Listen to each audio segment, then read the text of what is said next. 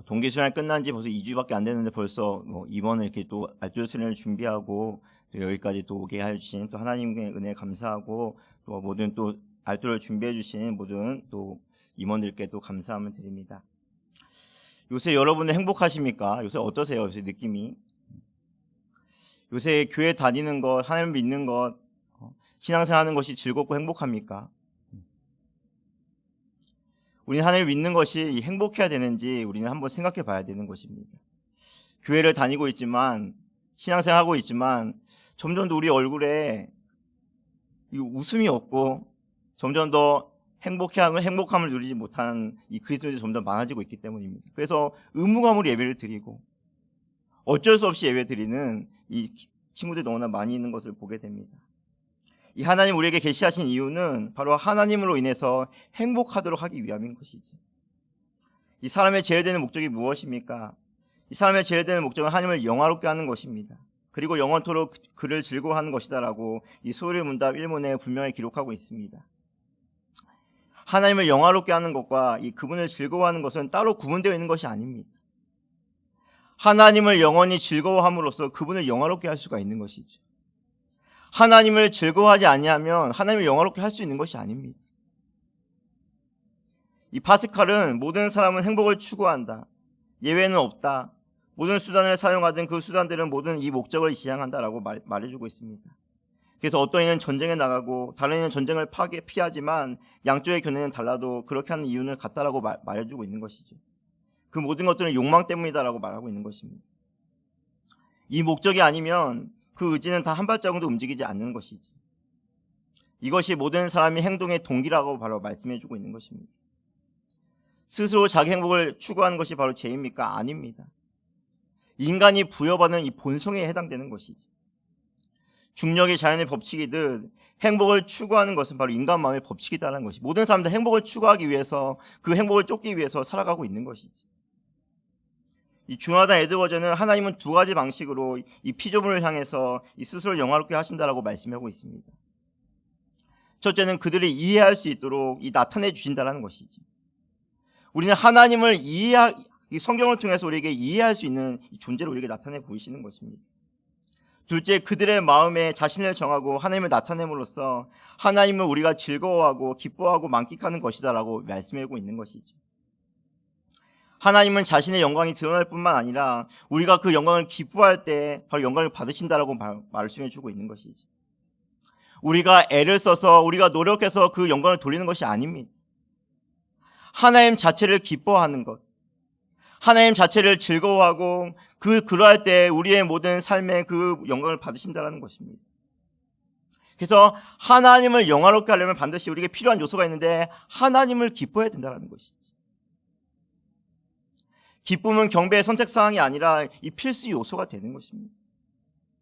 예레미야 2장 19절에 내 악이 너를 징계하였고 내 반역이 너를 책망할 것이라. 그런즉 내 하나님 여호와를 버림과 내 속에 나를 경외함이 없는 것이 악이요 고통인 줄 알라. 주 만군의 여호와의 말씀이니라고 말씀하고 있습니다. 무엇이 악입니까? 하나님을 버리는 게 바로 악이다라고 말씀하고 있는 거죠. 하나님을 경외하지 않는 것이 바로 악이다라고 말씀하고 있는 것입니다. 왜 하나님의 백성이 하나님을 경외함을 버리고 왜 하나님을 쫓는 삶을 버리게 되는 것입니까? 하나님을 믿는 바로 하나님을 자기들이 원하는 대로 생각하고 믿기 때문이다라고 말씀하고 있는 것이죠.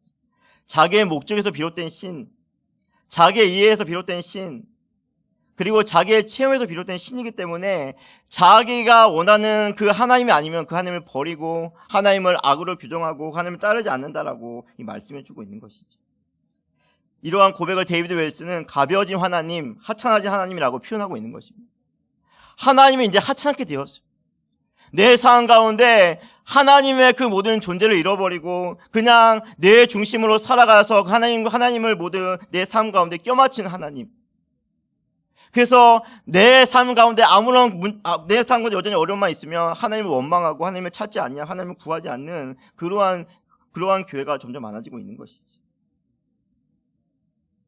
이 프란시스 셰퍼는 교회는 세상을 향한 이 기독교 최후의 변증이다라고 말씀하고 있습니다. 그래서 교회는 하나님을 변증하는 기관입니다. 하나님의 살아계심과 그로 인하여 기뻐하며 살아가는 그 삶을 세상 가운데 나타낼 수 있는 곳이 바로 교회인 것입니다. 교회는 세상 때문에 기뻐하는 자가 아니지 않겠습니까?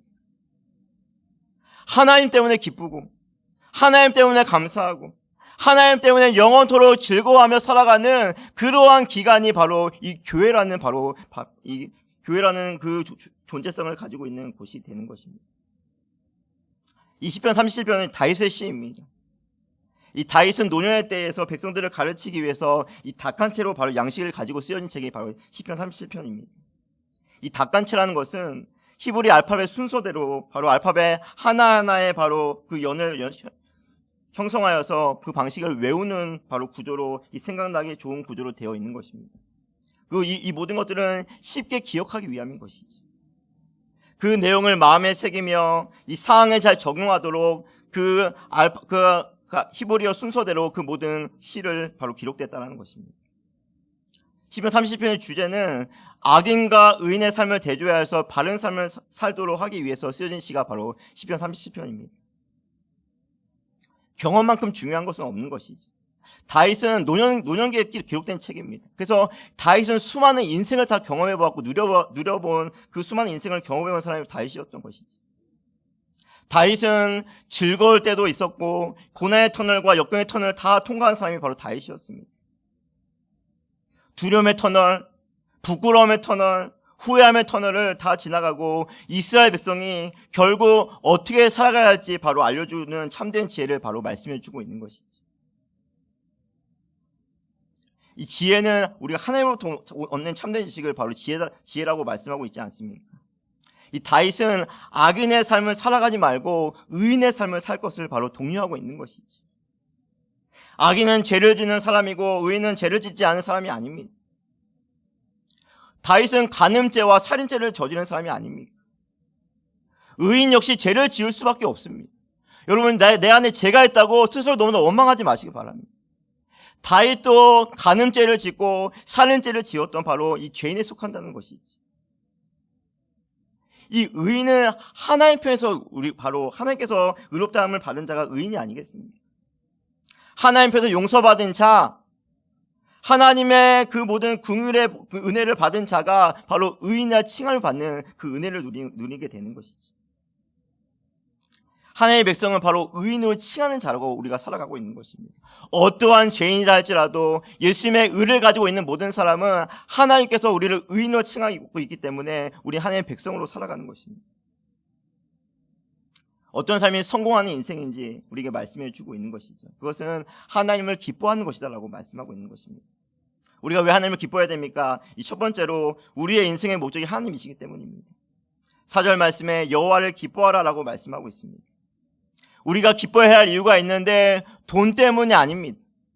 우리가 기뻐해야 할 이유가 있는데 좋은 대학이 아닙니다. 바로 하나님이 우리의 모든 삶에 계시기 때문이다라고 말씀하고 있는 것이죠. 기뻐하는 것은 명령입니다. 사도 바울도 항상 기뻐하라고 말씀해 주지 않습니다. 명령에 반드시 목적가 필요한데 그것은 하나님이시기 때문에 우리는 기뻐해야 된다라고 말씀하고 있는 것이죠. 여기서 말하는 기쁨은 이 근원적인 기쁨, 그 우리의 모든 심령에서 우러나오는 그 참된 기쁨을 바로 말씀하고 있는 것이죠. 기쁨의 원천의 바로 의미입니다. 이 세상에 많은 것을 누려본 그 기쁨이 아닌 것이죠. 돈 때문에 기뻐하는 것이 아닙니다. 우리의 모든 세상의 명예 때문에 기뻐하는 것이 아닌 것이죠. 그렇다고 제가 돈을 부정하는 것이 아닙니다. 제가 돈을 얼마나 좋아하는지 모릅니다. 하지만 돈이 우리 행복을 주는 척도가 되는 것이 아니다라는 것이죠. 성도는 바로 알도들은 교회는 하나님 때문에 기뻐하는 자들이 아니겠습니까? 하나님께서만이 우리의 공허한 마음을 채울 수 있는 바로 우리의 목적 대신 하나님이시기 때문입니다. 세상의 모든 것을 얻어도 우리 마음에 채워지지 않는 마음이 있는 것이죠. 그것은 하나님만이 채울 수 있는 마음이라는 것입니다. 사랑하는 사람이 많으면 행복해집니다. 그래서 친구를 사귀고, 그래서 내 주위에 많은 사람이 있으면 행복할 것이라고 많은 사람이 생각하고 있는 것이죠. 제가 둘째가 딸이 있는데 3살이어서 너무 이쁩니다. 말 한마디를 하면은 너무나 이뻐가지고 또 음악에 맞춰서 막 춤을 추는데 그 모습이 너무나 예쁩니다. 그래서 너무 행복하고 감사한데 이것은 영원하지 않는 바로 잠시 잠깐의 기쁨이라는 것이죠. 울면 또 싫어집니다. 고집을 부리면 요새 뭐 오빠랑 엄청 싸워요. 그래서 고집을 부리면 엄청 미워요. 나에게 웃음을 주면 행복하고 웃음을 안 주면 미워하는 것입니다. 그래서 늘 우리의 기쁨은 상대적일 수밖에 없는 것이죠. 명품백을 사면 너무나 좋습니다. 요새 막 백화점에 줄을 엄청 많이 쓰더라고요. 카푸어 들어보세요. 카푸어. 즉 좋은 차 한 대를 사기 위해서 몇 년 동안 돈을 모아 자신의 집을 포기하고 자신의 모든 직업을 포기해서 결국 그 한 대를 사기 위해서 자신의 모든 것을 포기하며 살아가는 카푸어들이 점점 많아지고 있어요. 그것을 하면 너무나 좋습니다. 하지만 그 기쁨은 사라지고 없어지는 잠시 잠깐의 기쁨밖에 안 돼요. 소고기 먹고 비싼 거 먹으면 너무나 좋죠. 행복하죠. 오늘도 엄청 저녁 맛있게 많이 먹었는데 지나가면 너무 배가 불러서 또 나중에 너무 많이 먹어서 후회할 때가 참 많이 있는 것이죠. 왜냐하면 그 모든 것들이 우리 인생의 목적이 아니기 때문입니다. 사람은 수단으로서는 만족할 수 없는 하나님께서 우리를 창조하신 목적은 하나님으로 만족하고 하나님으로 감사하는 존재로 우리를 만드셨기 때문에 세상에 어떤 것을 준다 해도 사람은 만족할 수 있는 존재가 아닙니다. 하나님의 형상대로 지음받은 사람의 행복은 하나님과 교제할 때 진짜 행복할 수가 있습니다. 하나님과 교제할 때 진정으로 기쁘고 진정으로 감사하고 아무것도 채워지지 않을 때에도 하나님으로 만족하며 살아갈 수 있는 자가 바로 우리들이 아니겠습니까?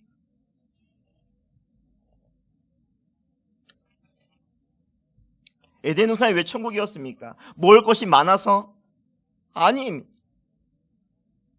그것을 주신 하나님을 생각하고 하나님을 바라보고 하나님과 교제하는 것이 바로 영원한 천국이 주는 행복이 주는 것입니다. 로마서 1장 25절에 이는 그들이 하나님의 진리를 거짓 것으로 바꾸어 피조물을 조물주보다 더 경배하고 섬김이라 주는 곧 영원히 찬송할 이시로다라고 아멘이라고 말씀하고 있습니다. 하나님을 자꾸 다른 것으로 대체하고 있는 것이죠. 하나님이 우리 마음에 있을 때 행복한데 하나님을 대신해서 다른 것을 추구하고 다른 것을 얻고 다른 것을 바라보고 다른 것을 우리가 더 얻으려고 하기 때문에 더 그 마음이 공허해질 수밖에 없는 것입니다. 점점 더 많은 대학생들이 점점 더 많은 청년들이 내 삶은 행복하지 않다라고 점점 더 생각하고 있는 것이죠. 이렇게 부강한데 이렇게 잘 살고 있는데 많은 사람들이 우울해 많은 사람들이 행복하지 않다라고 많은 사람이 누리고 있는 것입니다. 그것은 다른 것을 자꾸만 추구하고 있기 때문에 그것을 얻으면 내가 행복할 것 같다라는 사단이 주는 그 마음에 빼앗겨서 자꾸 하나님 대신에 다른 것들 다른 마음들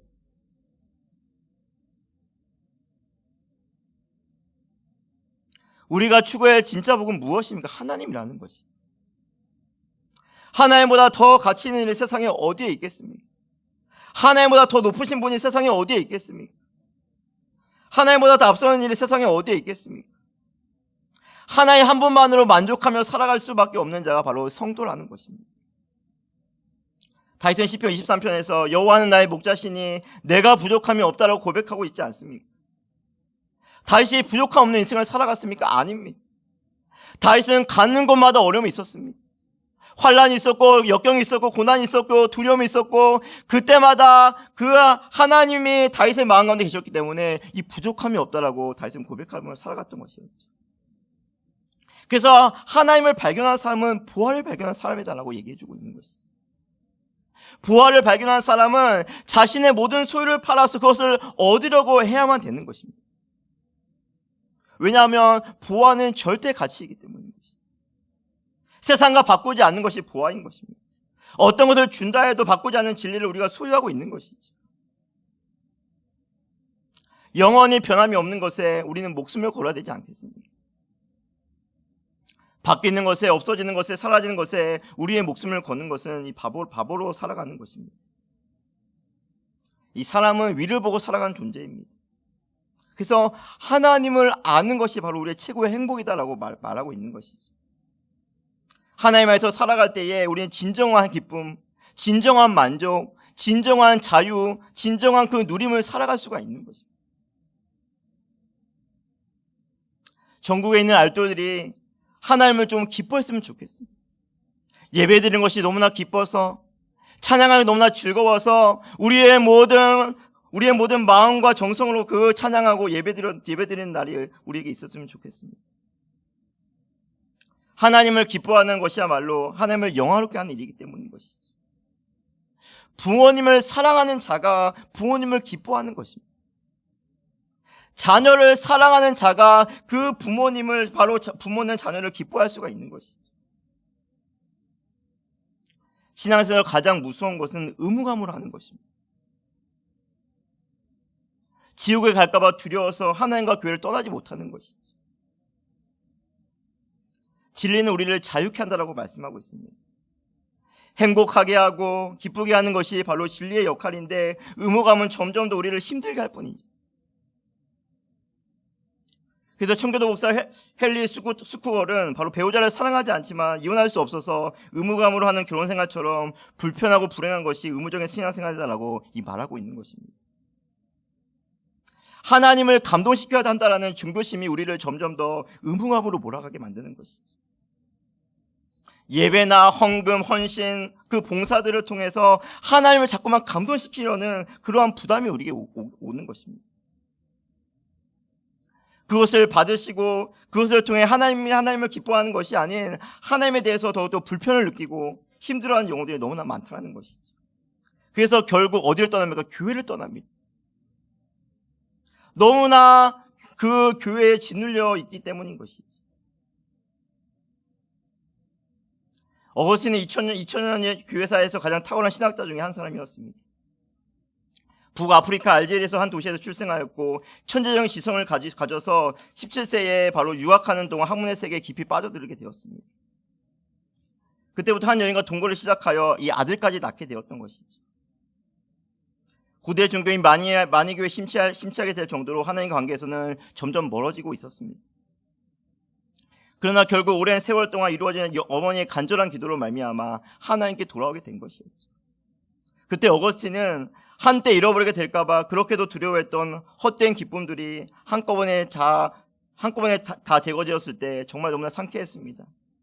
제게서 그것들을 몰아내신 당신이 진정 최상의 기쁨이다라고 고백하며 하나님께 돌아오게 되었던 것입니다.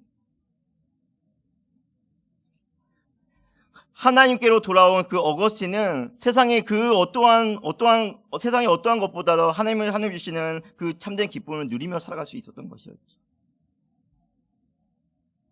하나님이 왜 우리를 계시해 주시겠습니까? 우리에게 하나님을 찾지도 않으려고 하고 하나님을 의지하지도 않으려는 우리에게 왜 말씀해 주십니까? 우리에게 최상의 기쁨을 주시기 위함인 것이죠. 세상에 줄 수 없는 행복을 주시기 위하여서 지금도 우리에게 말씀해 주고 계시는 것입니다. 왜냐하면 우리를 너무나 사랑하시기 때문인 것이죠.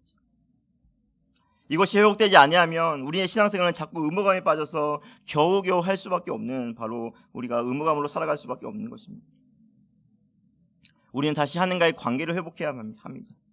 그 사랑에, 그 은혜에, 그 감격에 다시 우리의 모든 기쁨이 다시 회복되어져서 하나님을 기뻐하며 살아가는 우리 모두가 되길 간절히 소망합니다. 두 번째, 하나님은 선하신 하나님이시기 때문입니다.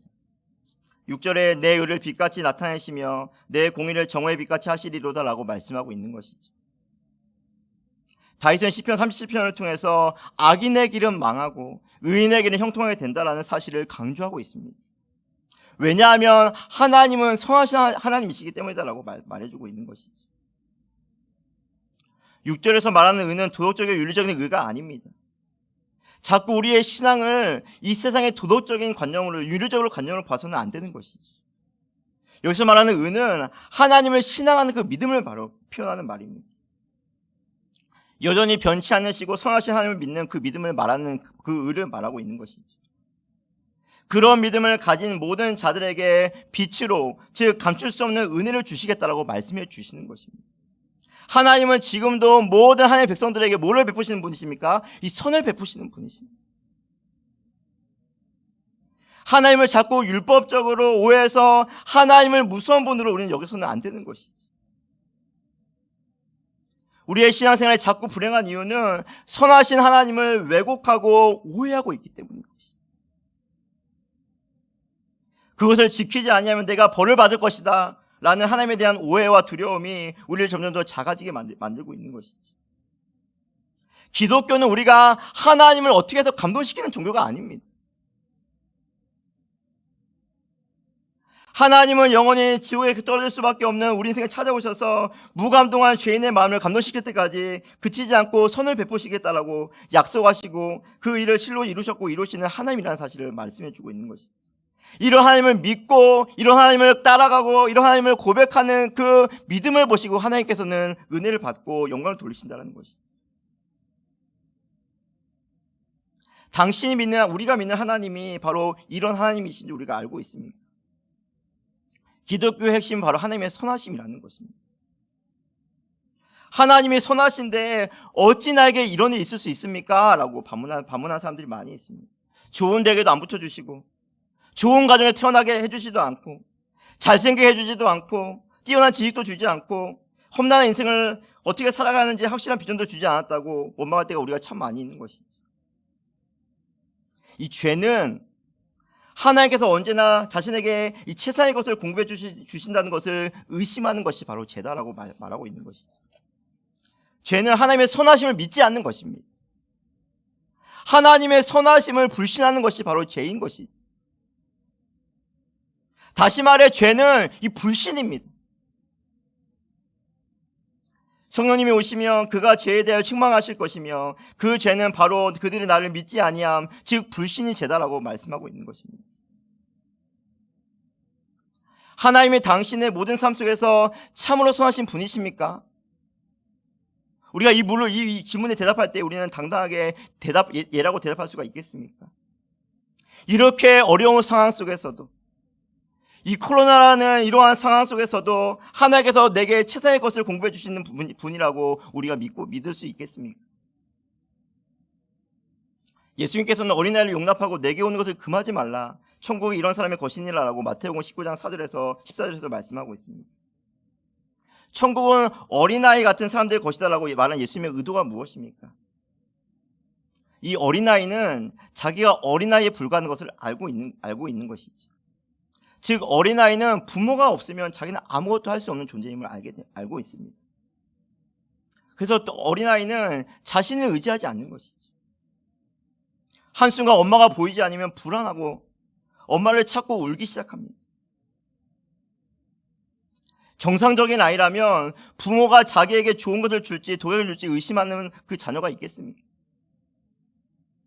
어린아이는 다 알고 있는 것이죠. 부모가 나에게 이 최상의 것을 공급해 주시는 분임을 알고 있기 때문에 주면 다 먹고 자면 다 자고 그 모든 것들을 다 알고 있는 것입니다.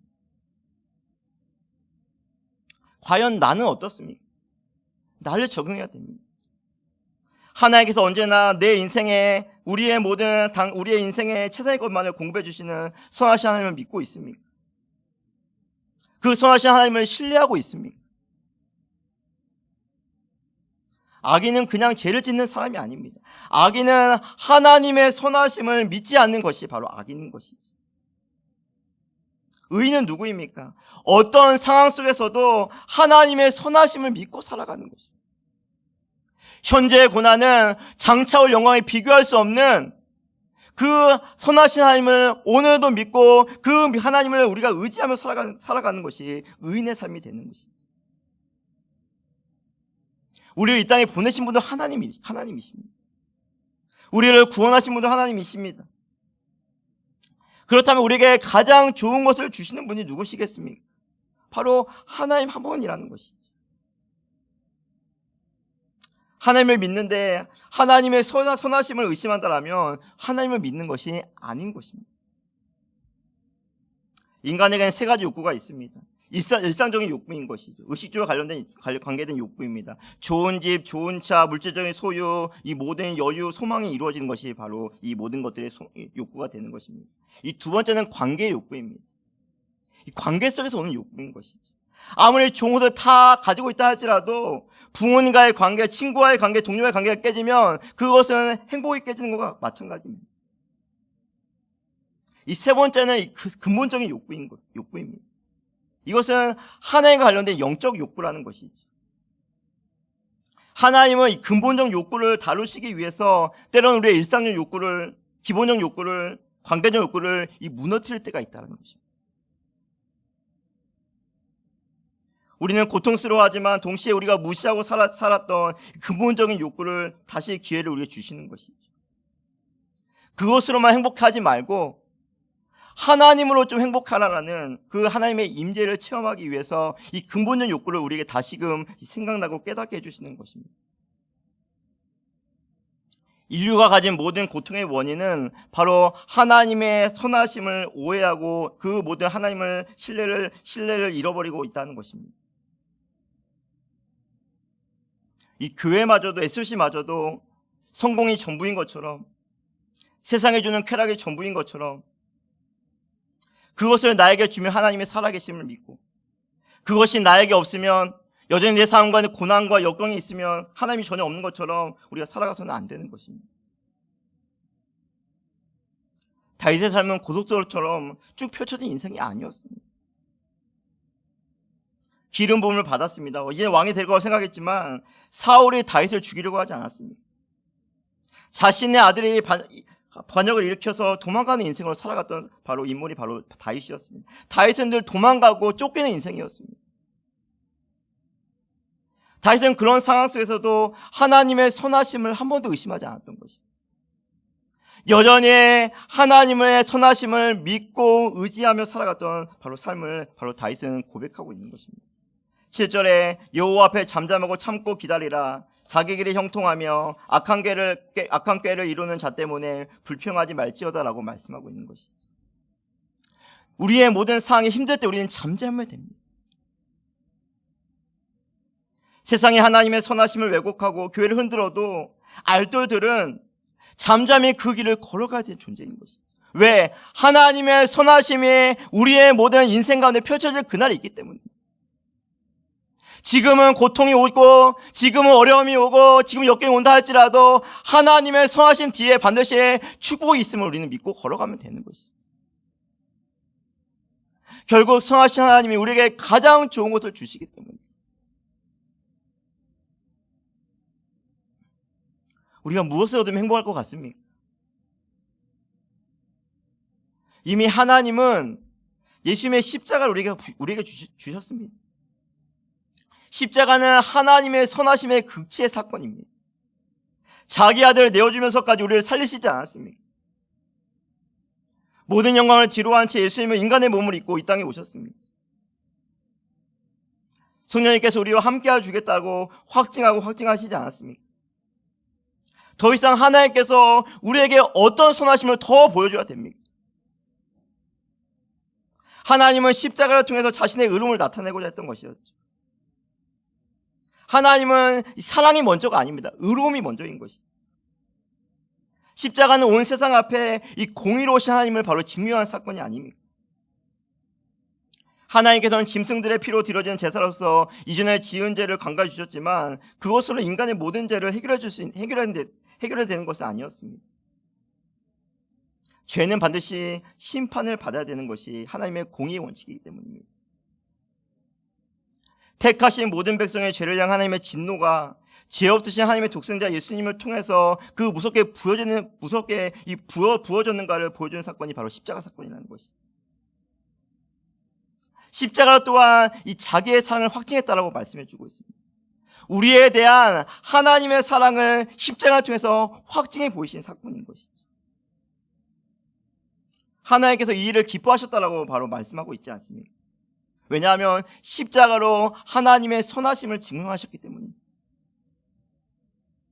자기 아들을 아끼지 아니하시고 내어주심으로써 그 아들을 향하여 진노와 저주와 심판을 쏟아부어 주심으로써 하나님 우리를 향하신 당신의 선하심을 넘치도록 이미 부어주셨다는 사실을 증명하셨던 것이죠. 성경에 나오는 모든 믿음의 사람은 하나님의 선하심을 믿고 걸어갔습니다. 욥이 그랬지 않았습니까? 수많은 고통과 어려움과 환난 연속이었지만 욥은 하나님의 신실하심, 하나님의 선하심을 끝까지 믿고 그 믿음의 걸음을 걸어나가게 되었던 것입니다. 우리도 여전히 우리의 인생 가운데 하나님의 선하심을 믿고 걸어가면 됩니다. 가장 고민이 많을 때, 가장 두려움이 많을 때, 내가 앞으로 어떤 걸 해야 될지 모르는 우리 알도들 삶 가운데 오늘도 우리는 하나님의 선하심을 믿고 걸어가면 되는 거예요. 저도 대학생 때에 뭐 할지 잘 몰랐습니다. 제대하고 나서 뭐 할지 잘 몰랐던 것이죠. 하지만 하나님의 선하심이 있었기 때문에 제가 이 길을 오게 되었던 것은 하나님의 선하심의 목적이 있었기 때문인 것이죠. 우리 역시 마찬가지입니다. 현실의 고난은, 현실의 무게는 점점 더 우리를 무겁게 우리를 짓누르지만 그때마다 우리는 하나님의 선하심을 바라봐야 돼요.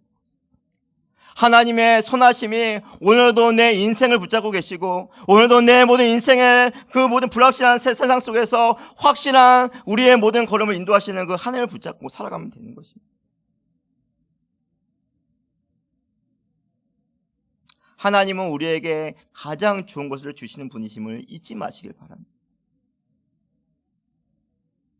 어떤 고난이 찾아온다 할지라도, 어떤 역경이 찾아온다 할지라도 그것을 통해 하나님 우리에게 더 좋은 것을 주시는 분이심을 기억하며 살아가시는 모든 알뜰 되길 간절히 소망합니다. 세 번째로, 의지할 수 있는 하나님이 계시기 때문에 우리는 기뻐해야 합니다. 5절에 내 길을 여호와께 맡기라, 그를 의지하면 그가 이루시고 라고 말씀하고 있는 것이죠.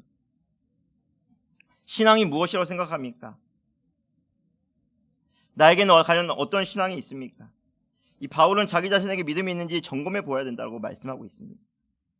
고린도후서 13장 5절에 너희는 믿음 안에 있는가 너희 자신을 시험하고 너희 자신을 확증하라 라고 말씀하고 있는 것이죠. 믿음 안에 있는가 믿음 안에 없는가 우리는 어떻게 시험할 수 있습니까? 내가 지금 무엇을 의지하고 있는가, 그것을 우리는 점검해 봐야 되는 것이죠. 의지한다는 것은 그 사람의 모든 것을 바로 말하고 있기 때문입니다. 하나님을 믿는다 하지만 하나님을 믿지 않은 그리스도인도 너무나 많이 있는 것이, 교회를 다니고 있지만 하나님을 믿지 않고 세상을 믿고 돈을 믿고 친구와의 관계를 믿고 선배와의 약속을 믿고 그렇게 살아가는 그리스도인도 너무나 많이 있습니다. 눈에 보이는 것을 믿고 눈에 보이는 성공을 따라가고, 이것은 세상 사람들이 살아가는 기준인 것입니다. 세상 사람들은 눈에 보이는 기준을 따라 살아갈 수밖에 없습니다. 왜냐하면 그것이 전부이기 때문인 것이죠. 하지만 우리는 그렇게 살아갈 존재가 아닙니다. 우리의 돈이, 건강이, 성공이 우리가 믿을 대상이 아니기 때문인 것이죠. 돈을 따라가면 돈 때문에 망하게 됩니다. 우리가 왜 도박하다 망하는 사람이 매일 많습니까? 도박은 성공할 수 있는 길이 아닙니다. 왜? 그 돈이, 그 모든 욕망이 그 망하게 하는 길로 걸어가고 그 모든 것을 인도하기 때문인 것이죠. 지금 다윗은 내 길을 여호와께 맡기라라고 말씀하고 있습니다. 여기서 말하는 길은 모든 인생 전체를 말씀해 주고 있는 것이죠. 모든 인생을 누구에게 맡기라고 하고 있습니까? 하나님께 맡기라는 것입니다. 이 맡기는 것은 던지는 거예요, 던지는 거예요. 우리가 그 택배를 보낼 때 그 택배를 받을 사람에게 그 사람을 믿고 그것을 던지지 않습니다. 그것을 의심하지 않고 그것을 받을 사람에게 보내는 것이 택배가 아니겠습니까? 그런 것처럼 우리의 모든 마음속에 있는 모든 인생의 문제를 하나님께 뭐하라고? 맡기면 되는 것입니다. 왜냐하면 우리의 인생은 내 뜻대로 내 방법대로 되지 않기 때문인 것이죠. 우리의 길을 계획할지라도 그 걸음을 인도하시는 분은 하나님이라는 사실을 우리에게 알려주고 있는 것입니다. 제가 목사 될 줄은 꿈에도 몰랐습니다. 지금까지 목사할 줄은 꿈에도 몰랐습니다. 갈 때마다 사역지를 예비해 주시고 하나님의 인도하심, 하나님을 의지하는 하나님의 은혜로 제가 여기까지 오게 된 것입니다. 우리의 인생을 누가 인도하고 있습니까? 하나님이라는 것이죠. 이 땅에 태어나게 한 것이 우연이 아닙니다. 현대 사장 아들로, 삼성 사장 아들로 태어나지 않게 한 것도 하나님이라는 것이죠. 왜 나는 금수저로 태어나지 않을까? 여러분 그런 것을 후회하면 안 되는 것입니다. 우리를 가난하게 하시는 것도, 우리를 높이시는 것도 다 하나님의 모든 섭리 가운데 진행되고 있는 것입니다. 우리에게 왜 고난이 찾아오고 왜 어려움이 찾아올 수밖에 없습니까? 하나님만 의지하기 위함인 것이죠. 어려움이 올 때에, 환난이 올 때에 진짜 그 사람 믿음이 있는 거 나타납니다.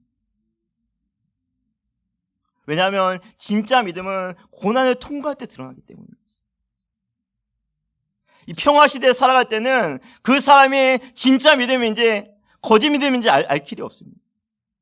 하지만 진짜 내 삶 가운데 문제를 발견했을 때 정말 그 사람이 의지하는 것이 무엇인가 다 드러나게 되어 있는 것이죠. 시편의 주옥 같은 시를 이 다윗이 작성하지 않았습니다. 다윗은 편안할 때 이 시를 쓴 시가 아닙니다. 위기의 순간마다, 어려움의 순간마다, 고통의 순간마다, 절망의 순간마다 다윗은 하나님을 의지하게 두려워하지 않습니다. 하나님만 바라보며 하나님께 모든 소망을 두며 살아가는 그 모든 시를 기록하지 않습니다. 우리는 불안할 수밖에 없는 존재입니다. 무엇을 얻었는데도 자꾸 우리 마음 가운데 불안함이 있는 것이죠. 졸업하면 뭐 할까? 앞으로 내가 어떻게 살아갈까? 막연한 두려움이 우리를 점점 힘들게 하고 있는 것이죠. 그때마다 하나님을 의지하는 방법밖에 없습니다.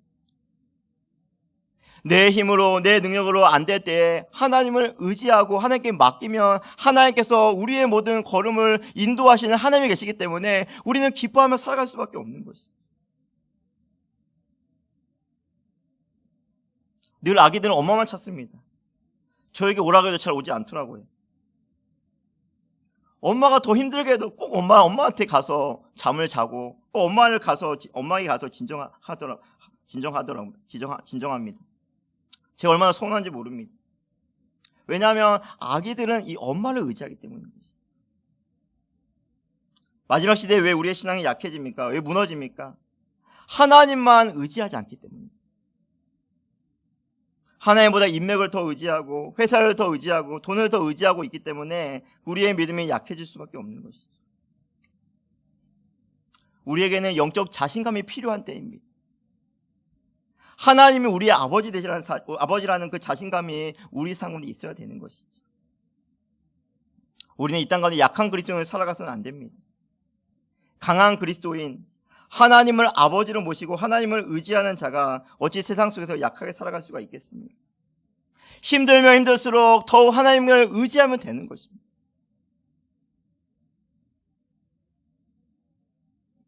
우리의 신앙이 자꾸만 계산적으로 되어서는 안 되는 것이죠.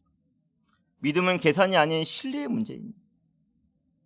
그 하나님을 여전히 신뢰하면, 그 하나님을 믿으면 그 하나님 주시는 그 은혜로 우리의 모든 인생을 걸어갈 수가 있기 때문인 것이죠.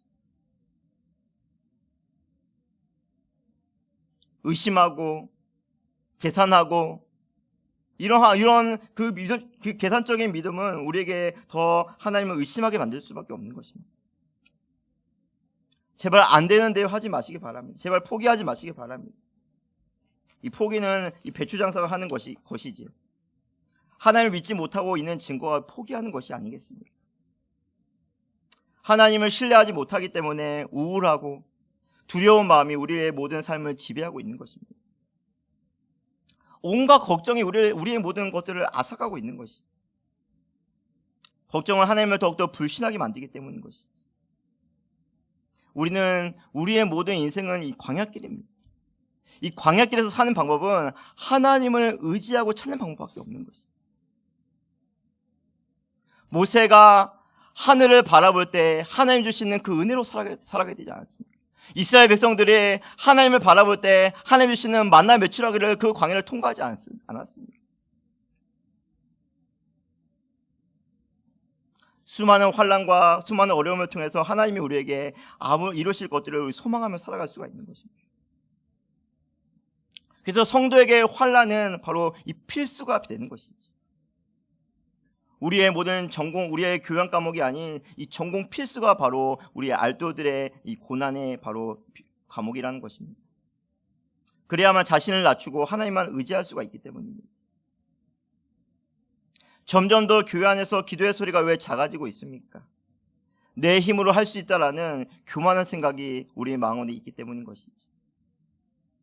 고3 때는 오늘 얼마나 열심히 기도합니까? 이 대학만 꼭 붙게 해주세요. 나의 비전을 열어달라고 그렇게 하나님께 부르짖고 하나님을 찾았지만 대학생이 되어버려서는 식어져 버리는 마음이 되어서는 안 되는 것이죠. 제가 인생을 살아보니까 인생은 살면 살수록 더 어렵구나라는 사실을 깨닫게 되었습니다. 이제 애들이 있다 보니까 점점 더 하나님만을 의지할 수밖에 없어요. 내 힘으로는 그 아이들을 키울 수 없기 때문인 것이죠. 우리가 나이가 들면 들수록 더 하나님을 의지하고 더 하나님을 찾는 방법밖에 없습니다. 세상은 절대 우리를 호락호락하게 내버려두지 아니합니다. 우리를 그냥 가만 내버려두지 않는 것이죠. 이런 세상 속에 우리가 어떻게 그리스도인으로 살아갈 수가 있겠습니까? 우리의 힘으로 우리의 지혜로는 안 되는 것입니다. 그래서 오직 하나님만 의지하며 하나님 주시는 그 힘으로만 우리는 이길 수가 있는 것입니다. 하나님을 의지하는 자는 반드시 하나님께서 역사해 주시는 것입니다. 기독교는 우리의 환경을 믿는 게 아닙니다. 우리의 모든 상황을 믿는 게 아니지 않습니까? 내 직업에 내 지혜를 믿고 살아가서는 안 되는 것입니다. 오늘도 우리의 고개를 들어서 하나님을 바라보는 믿음으로 살아가면 되는 것입니다. 우리가 하나님을 위해서 무엇을 해드리고 하나님이 필요로 하시는 어떤 일을 해드리는 것으로는 하나님을 영화롭게 할 수 있는 것이 아닙니다. 그것은 도리어 하나님의 선하심과 명예를 모욕하는 것이죠. 오늘도 하나님이 주시는 그 은혜를 바라보며 하나님께 모든 것들을 다 맡길 때에 하나님께서 우리의 모든 삶에 그 모든 것들을 베푸실 그 모든 것들을 통해서 하나님을 영화롭게 할 수가 있는 것입니다. 이것이 회복되지 않는 한 우리의 신앙은 계속 그 자리에 머무르게 될 것입니다. 아니 뒤로 후퇴하게 될 것입니다. 하나님이 주신 것들을 우리는 생각하고 바라봐야 되는 것이죠. 하나님을 어린아이처럼 순수하게 정직하게 신뢰하는 믿음이 회복되어야 됩니다. 그래야만 고난 속에서도 우리는 하나님을 기뻐하며 살아갈 수 있기 때문입니다. 아버지는 늘 그 자리에 계십니다. 우리의 마음이 자꾸 변하게 되는 것이 문제인 것이죠. 다시 하나님을 의지함으로 하나님이 이루실 것들을 소망하며 살아가는 전국의 알뜰이 되길 간절히 소망합니다. 사랑하는 전국 알뜰 운동원 여러분, 최근에 나 혼자 산다를 보게 되었는데 이 기안 팔사님이랑 어머니가 대화하는 내용을 보게 되었습니다. 기안 팔사님의 어머니가 기안 팔사에게 내가 행복해야 다른 사람을 행복하게 해줄 수 있어라고 이 말했던 것이 기억납니다. 그 말을 듣고 과연 나는 행복한가? 목사로서 행복하고 있는가? 목사로서 감사하고 있는가? 하나님으로 인해 기뻐하고 있는가라는 그 모든 질문을 다시 제 자신에게 물어보게 되었습니다. 여러분 행복하십니까? 알뜰이라는 또 임원이라는 이 성김이라는 이 직분이라는 이 교회 안에 있다는 것이 과연 나에게 행복감을 주고 있습니까? 내가 행복하지 않는데 어찌 다른 사람들에게 이 예수님의 복음을 증거할 수가 있겠습니까? 내가 주님이 주시는 그 은혜와 사랑이 없는데 어찌 그 은혜와 사랑을 다른 친구들에게 나눠줄 수가 있겠습니까?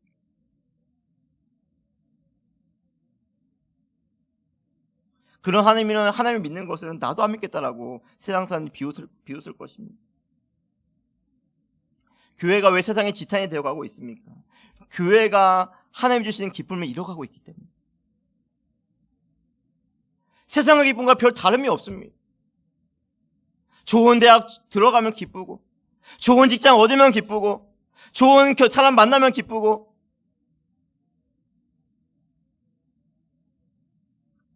예배에 대한 기쁨보다는 의무감으로 참석해버리는 친구들이 너무나 많은 것이죠. 얼굴을 보면 기쁨도 없고 즐거움도 없고 활력도 없어서 없어버린 것 같은 억지로 나온 느낌을 받게 될 때가 있는 것입니다. 다시 우리는 하나님을 기뻐해야 할 존재로 우리가 부름받았습니다. 우리가 세상적인 것을 얻었을 때 우리가 얼마나 기쁩니까? 내가 원하는 대학에 들어갔을 때,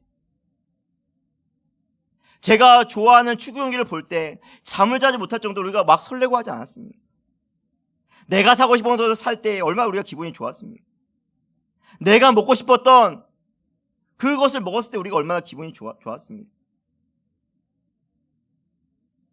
오늘 알뜰순회에 참석하게 되어서 우리 마음에 기쁨이 있습니까?